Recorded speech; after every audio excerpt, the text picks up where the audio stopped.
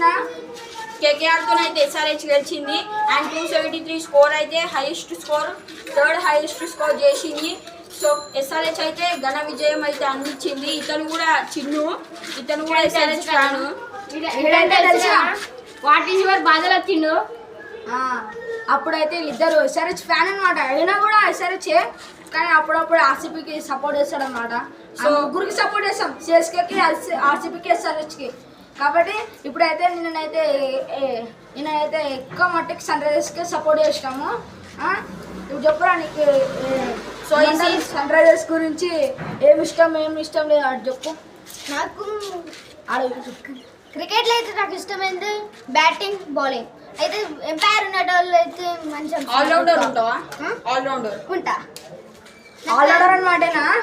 Cricket మా గల్లీలో కూడా ఆడతాం, కానీ అప్పుడప్పుడు ఎప్పుడో ఒకసారి ఆడతాం. ఇప్పుడు బాల్ బ్యాట్ లేదని ఆడతలేము, టైంపాస్కి ఆడుతూనే ఉంటాం రోజు. మా చిన్న బాయ్ అవుతావో ఎట్లా నడుస్తాడు చూడు, ఖాళీ ఇప్పటికీ ఫ్యాషన్ మాట ఆయనకి. కెమెరామాన్ అలా అన్నాడు అనమాట, లడ్డు. సో ఈ సీజన్ లడ్డు బుర్రపాడు